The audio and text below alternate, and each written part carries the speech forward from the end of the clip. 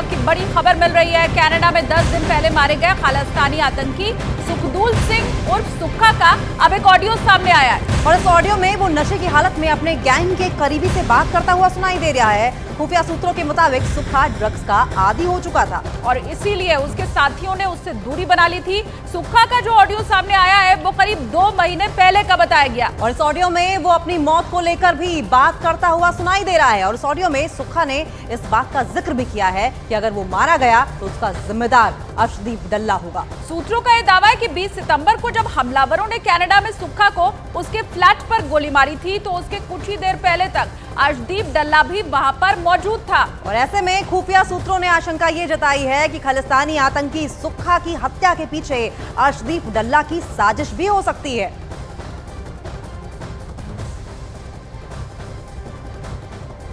ਤੇ ਚੱਕਰ ਇਹ ਆ ਬਾਈ ਜੀ, ਮੈਨੂੰ ਤੇਰੇ ਤੇ ਵਿਸ਼ਵਾਸ ਆ ਨਾ, ਤੂੰ ਨਹੀਂ ਕਰਾਇਆ ਤਾਂ ਬਸ ਸੋਕਿਆ ਡਨ ਆ। ਜੇ ਮੈਨੂੰ ਵਿਸ਼ਵਾਸ ਆ ਤਾਂ ਸਾਧੂ ਉਹਨਾਂ ਨੂੰ ਵਿਸ਼ਵਾਸ ਆ। ਜਿਹੜਾ ਇਹ ਸਾਧੂ ਦੀ ਮਾਸੀ ਦਾ ਮੁੰਡਾ ਨਾ, ਇਹ ਬਾਈ ਭਾਲਦਾ ਸੀ ਪਿਸਟਲ ਆਪਣੇ ਤੋਂ, ਆਪਾਂ ਨਹੀਂ ਦਿੱਤਾ। ਸਾਧੂ ਉਹਨਾਂ ਨੇ ਮੈਨੂੰ ਕਿਹਾ ਲਾਰਾ ਲਾਈ ਰੱਖੀ, ਦੇਈ ਨਾ ਇਹਨੂੰ, ਸਮਝੇ। ਉਹਦੇ ਕਰਕੇ ਆਪਾਂ ਨੂੰ ਇਹਦੀ ਗੱਲ ਮਾੜੀ ਮੋਟੀ ਸੁਣਨੀ ਪੈਂਦੀ ਆ। ਹੋਰ ਜੇ ਕੋਈ ਚੱਕਰ ਹੁੰਦਾ ਨਾ, ਤੇਰੇ ਬਾਰੇ ਗੱਲਬਾਤ ਹੁੰਦੀ ਤਾਂ ਮੇਰੇ ਕੋਲ ਇਹ ਗੱਲ ਆ ਜਾਣੀ ਸੀ। ਓਕੇ, ਸਾਧੂ ਉਹਨਾਂ ਨੇ ਮੇਰੇ ਕੋਲ ਹੀ ਕਰਨੀ ਸੀ, ਹੋਰ ਕਿਹਦੇ ਕੋਲ ਕਰਦੇ ਹੋ। ਇਹ ਸਾਰਿਆਂ ਨੂੰ ਪਤਾ ਵਾ ਬਈ ਉਹ ਪੁਲਿਸ ਵਾਲੇ ਸੀ 2 ਜਣੇ ਜਿਹੜੇ ਆਏ ਸੀ ਦਿੱਲੀ ਵਾਲੇ, ਠੀਕ ਹੈ, ਸਪੈਸ਼ਲ ਸੈੱਲ ਦੇ ਸੀਗੇ ਪੁਲਿਸ ਵਾਲੇ 2।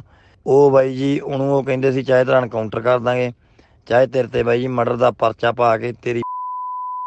ਪਹਿਲਾਂ ਉਹਨੇ ਅਰਸ਼ ਤੋਂ ਮੰਗਿਆ ਪਿਸਟਲ, ਠੀਕ ਹੈ, ਸਾਨੂੰ ਕਹਿੰਦਾ ਵੀ ਬੰਦਾ ਭੇਜ ਦਿਓ ਪਿਸਟਲ ਦੇ ਕੇ ਮੈਨੂੰ ਫੜਾ ਜਾਵੇ ਮੋਗੇ। ਤੇ ਅਸੀਂ ਕਿਹਾ ਵੀ ਨਹੀਂ ਪਿਸਟਲ ਆਏ, ਅਸੀਂ ਕਿਹਾ ਚੱਲ ਠੀਕ ਆ ਫੜਾ ਜਾਊਗਾ। ਅਸੀਂ ਉਹਨੂੰ ਦੱਸਿਆ ਨਹੀਂ ਵੀ ਤੈਨੂੰ ਫੜਾਉਣ ਨਹੀਂ ਆਉਣਾ। ਅਸੀਂ ਰਖਾ ਤਾ ਕਿਤੇ ਪਿਸਟਲ ਤੇ ਅਸੀਂ ਫੋਟੋ ਭੇਜਤੀਆਂ ਵੀਡੀਓ ਬਣਾ ਕੇ। ਮੈਂ ਕਿਹਾ ਵੀ ਇੱਥੇ ਪਿਆ ਤੇ ਚੱਕ ਨਹੀਂ, ਠੀਕ ਆ। ਜਿੱਥੇ 2 ਬੰਦੇ ਬਾਤੇ ਮਤਲਬ ਕੀ ਉੱਥੇ ਤੀਜਾ ਬੰਦਾ ਭੇਜਣ ਦੀ ਇੰਨਾ ਕੁ ਦਿਮਾਗ ਤਾਂ ਆਪਣਾ ਕੰਮ ਕਰਦਾ। ਇਹਦਾ ਇੰਨਾ ਤਾਂ ਸਿੱਧਰੇ ਬੰਦੇ ਨੂੰ ਵੀ ਕਹਿ ਦਈਏ, ਉਹਨੂੰ ਵੀ ਪਤਾ ਲੱਗ ਜਾਂਦਾ ਤੀਜਾ ਬੰਦਾ ਕਿਵੇਂ ਭੇਜਣਾ, ਆਪਾਂ ਕਾਹਤੋਂ ਭੇਜਣਾ ਉੱਥੇ। ਤੂੰ ਇੱਕੇ ਥਾਂ 5 ਬੰਦੇ ਇਕੱਠੇ ਕਰੀ ਜਾਂਦਾ, ਹੱਥਾਂ ਨੂੰ ਬਾਹਾਂ ਨੂੰ ਲਾ ਕੇ ਹੱਥਕੜੀਆਂ, ਪਿਸਟਲ ਕੱਢ ਕੇ ਕੰਨਾਂ ਨੂੰ ਲਾ ਲਏ ਬਸ। ਤੇ ਮਗਰੇ ਪੁਲਿਸ ਚੜ੍ਹੀ ਦਿੱਲੀ ਵਾਲੀ ਬਸ। ਆਹ ਗੱਲ ਹੋਈ ਤੇ ਆਹ ਹੋਈ ਬਾਤ। ਸਾਧੂ ਹੋਣੀ ਬੰਦੇ ਵੀ ਮੇਰੇ ਸੀ, ਉਹ ਆਪਦੇ ਮਾਸੀ ਦੇ ਮੁੰਡੇ ਨਾਲੋਂ ਵੱਧ ਮੇਰੇ ਤੇ ਯਕੀਨ ਕਰਦੇ, ਠੀਕ ਆ। ਭਾਈ ਆ ਆਪਣੇ ਤੇ ਭਾਈ ਰਹਿਣੇ ਹੋ ਸਾਰੀ ਜ਼ਿੰਦਗੀ। ਓਕੇ, ਤੈਨੂੰ ਪਤਾ ਮੈਂ ਜਿਹਦੇ ਨਾਲ ਵਰਤਦਾ, ਮੇਰੇ ਬਾਰੇ ਪਤਾ ਕਰ ਲਈ, ਤੈਨੂੰ ਪਤਾ ਹੀ ਹੋਊਗਾ। ਆਪਾਂ ਦਿਲੋਂ ਹੀ ਵਰਤਦੇ ਹੁੰਦੇ, ਆਪਾਂ ਦਿਮਾਗ ਦਮੂਗ ਨਹੀਂ ਵਰਤਿਆ ਲੋਕਾਂ ਨੂੰ, ਠੀਕ ਆ। ਆਪਾਂ ਸਿੱਧੇ ਹੀ ਆ ਜਮਾ, ਹੈ ਨਾ, ਤੱਕਲੇ ਵਾਂਗੂ ਜਿਹਦੇ ਨਾਲ ਵਰਤੀ ਦਾ ਜਮਾ। ਆਪਣਾ ਉਵੇਂ ਨਹੀਂ ਬੈਂਕ ਫੇਰ ਨਹੀਂ ਰੱਖਿਆ, ਦਿਮਾਗ ਕਿਤੇ ਹੋਰ ਲਾਈ ਜਾਣਾ, ਦਿਲ ਕਿਤੇ ਹੋਰ ਲਾਈ ਜਾਣਾ।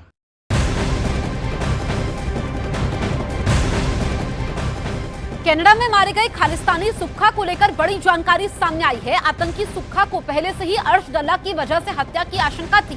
बताया गया कि सुक्खा ड्रग्स का आदी हो चुका था। तो यहां पर बड़ी जानकारी सामने आई है। कनाडा में मारे गए खालिस्तानी सुक्खा को लेकर के आतंकी सुक्खा को पहले से ही अर्श डल्ला की वजह से हत्या की आशंका थी। जो ऑडियो क्लिप हमने आपको सुनाई, बताया गया कि सुक्खा ड्रग्स का आदी हो चुका था।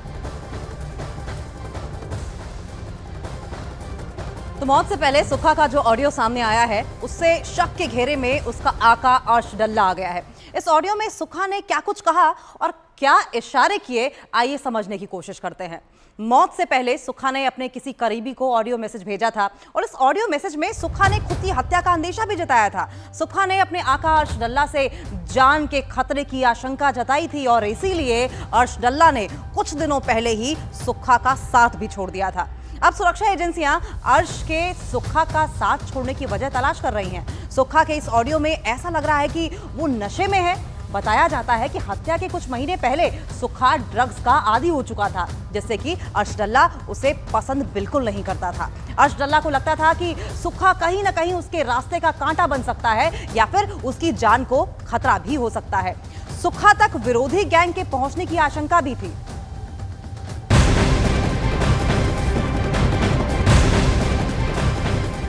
आतंकी निज्जर और सुक्खा की मौत के बाद खालिस्तानी आतंकवादियों में हड़कंप मचा हुआ है। विदेश में छिपे आतंकी और गैंगस्टर लगातार अपना ठिकाना बदल रहे हैं। ठीक वैसा ही हाल गोल्डी बराड़ का हो गया है। यूएस की कैलिफोर्निया में छिपे गोल्डी बराड़ अपना ठिकाना तो बदल ही रहा है, अपने साथ कई गुर्गे भी लेकर चल रहा है। ये बड़ी जानकारी निकल करके सामने आई है। खालिस्तानी आतंकवादियों में हड़कंप मचा हुआ है।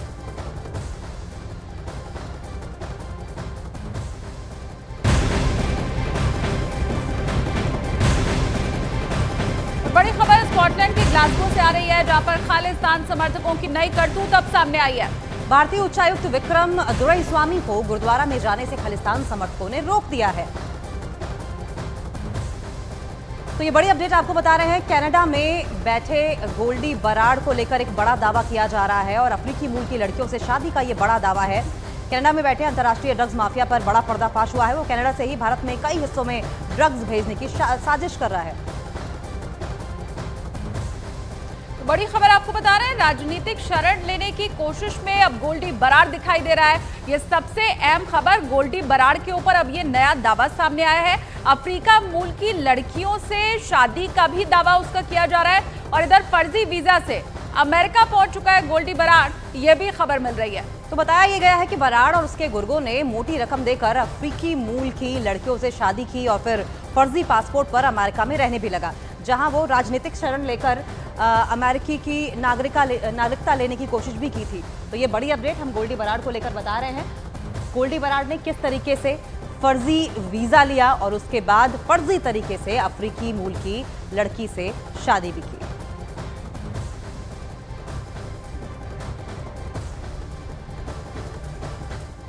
तो गैंगस्टर गोल्डी बराड़ ने अमेरिका में बसने के लिए क्या तिकड़म की और कैसे वहां की नागरिकता लेने की कोशिश में जुटा है, आइए आपको ग्राफिक्स के जरिए बताने की कोशिश करते हैं। बराड़ और उसके गुर्गों ने अमेरिका पहुंचकर अफ्रीका मूल की लड़कियों से शादी की। शादी के लिए अफ्रीका मूल की लड़कियों को मोटी रकम दी गई। शादी के बाद फर्जी वीजा से गोल्डी बराड़ अमेरिका पहुंचा। अमेरिकी नागरिकता पाने की कोशिश में गोल्डी बराड़ लगा रहा। पकड़े जाने पर भारत डिपोर्ट होने से बचने की कोशिश करता रहा। फर्जी नाम से राजनीतिक शरण लेने की कोशिश में लगा रहा बराड़। सुरक्षा एजेंसियों से बचने के लिए राजनीतिक शरण की कोशिश भी लगातार गोल्डी बराड़ की ओर से की जाती रही है।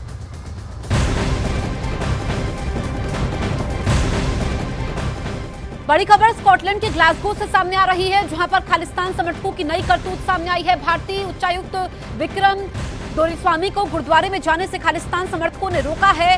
भारतीय उच्चायुक्त को ये रोका गया है। स्कॉटलैंड से तस्वीर आप देखिए, स्कॉटलैंड में कैसे भारतीय अधिकारी को रोका है। खालिस्तानी आतंकियों ने जो इस तरह की करतूत की है और जो समर्थक है उनके लगातार वो ऐसी हरकतें कर रहे हैं। अब गुरुद्वारे में जाने से रोका गया है, जिसका विरोध भी हो रहा है, क्योंकि शुक्रवार की ये घटना बताई जा रही है।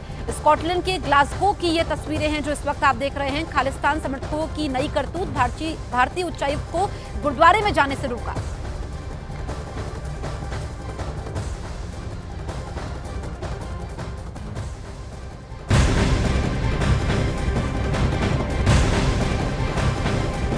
और वहीं कनाडा में बैठे अंतर्राष्ट्रीय ड्रग्स माफिया के ऊपर बड़ा पर्दाफाश हुआ है। वो कनाडा से ही भारत के कई हिस्सों में ड्रग्स भेजने की साजिश में जुटे रहते हैं, जिसका अहमदाबाद साइबर यूनिट ने भंडाफोड़ भी कर दिया है। बताया ये गया कि सोशल मीडिया के जरिए ये आतंकी अमेरिका, कनाडा और थाईलैंड से अंतर्राष्ट्रीय कुरियर कंपनी के जरिए किताबों और खिलौनों में पार्टी ड्रग्स मंगवाते हैं और इस दौरान वो किताब के पन्ने ड्रग्स में भिगोकर रख देते हैं। किताब डिलीवरी होने के बाद उसके बारीक टुकड़े करके ड्रग्स तैयार होता है। साइबर यूनिट और कस्टम विभाग ने भारी संख्या में किताबों और खिलौनों को पकड़ा भी है। ड्रग्स पेडलर्स और खरीदने वालों को भी ट्रेस किया जा चुका है।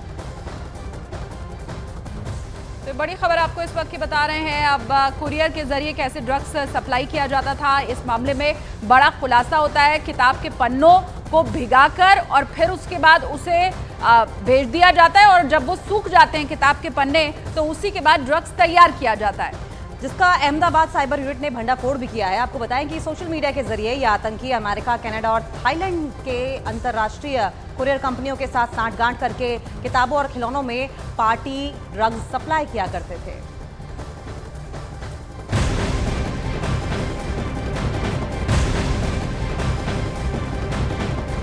कनाडा स्थित भारतीय दूतावास में भारत सरकार ने वीजा प्रक्रिया को क्यों रोक दिया, इसकी वजह बताते हुए विदेश मंत्री एस जयशंकर ने कनाडा सरकार की नीयत और वहीं भारतीय दूतावास की सुरक्षा व्यवस्था पर सीधे सवाल खड़े कर दिए हैं। उन्होंने आरोप लगाया कि कनाडा में भारतीय राजनयिकों की सुरक्षा से खिलवाड़ किया गया, उनके खिलाफ हिंसा का प्रचार किया गया और धमकियां भी दी गई, जबकि वहां भारतीय दूतावास और उसके कर्मचारियों की सुरक्षा की जिम्मेदारी कनाडा सरकार की है। एस जयशंकर के मुताबिक ट्रूडो सरकार अपनी जिम्मेदारियों को ठीक से निभा नहीं पाई और इसीलिए भारत ने कनाडा में वीजा प्रक्रिया पर रोक लगा दिया।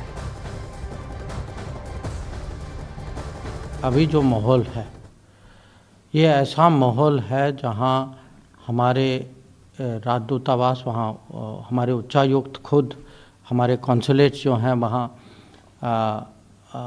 वो एक किस्म से उन पे ये दबाव है, उनके खिलाफ जो है हिंसा का प्रचार कर माने हो रहा है।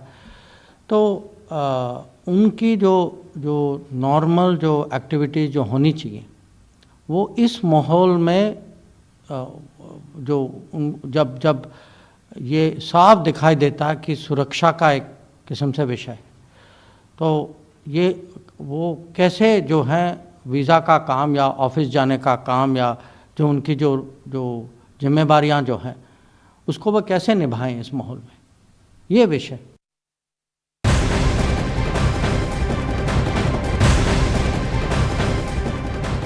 खालिस्तानी आतंकी हरदीप सिंह निज्जर की हत्या मामले में अमेरिका ने भारत और कनाडा दोनों देशों को मिलकर जांच करने की अपील की है। एक सवाल के जवाब में अमेरिकी विदेश मंत्री एंटनी ब्लिंकन ने कहा है कि भारत और कनाडा को मिलकर इस मामले को सुलझाना चाहिए।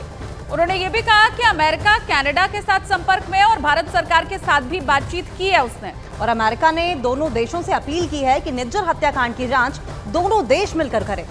अमेरिका का ये बयान कनाडा के लिए एक बड़ा झटका माना जा रहा है, क्योंकि कनाडा के प्रधानमंत्री जस्टिन ट्रूडो ने उम्मीद ये जताई थी कि अमेरिका उनके पक्ष में खड़ा होगा और भारत अमेरिका के विदेश मंत्रियों की बैठक में अमेरिका कनाडा का मुद्दा उठाएगा। लेकिन जब ये बैठक हुई तो अमेरिका ने कनाडा की कोई चर्चा नहीं की, जिससे कि जस्टिन ट्रूडो की उम्मीदों पर पानी फिर गया।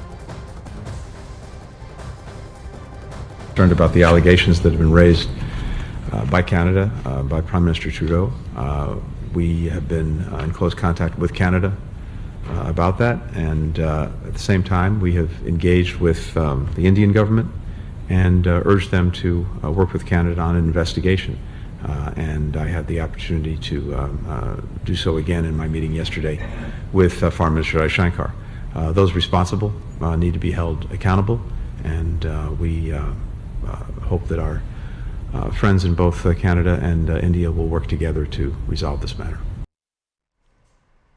तो भारत के साथ संबंध कनाडा के लिए जरूरी है या फिर एक मजबूरी है, यह आज आपको समझना बेहद जरूरी है, क्योंकि जिस तरह से खालिस्तानी आतंकियों के प्रभाव में आकर कनाडा के पीएम ने भारत पर आतंकी निज्जर की हत्या का आरोप लगाया और फिर भारत के कड़े एक्शन के बाद कनाडा के सुर भी बदल गए, पीएम ट्रूडो के तेवर भी नरम पड़ गए। तो इसके पीछे की वजह क्या हो सकती है, आइए आपको कुछ दिलचस्प आंकड़ों के जरिए समझाने की कोशिश करते हैं। ग्राफिक्स के जरिए समझाते हैं कि कनाडा में बसे विदेशी नागरिकों में से 18.6% भारतीय हैं और भारत के बाद सिखों की सबसे बड़ी आबादी कनाडा में ही बसती है। कनाडा में वहां की कुल आबादी का 2.1% हिस्सा सिख हैं।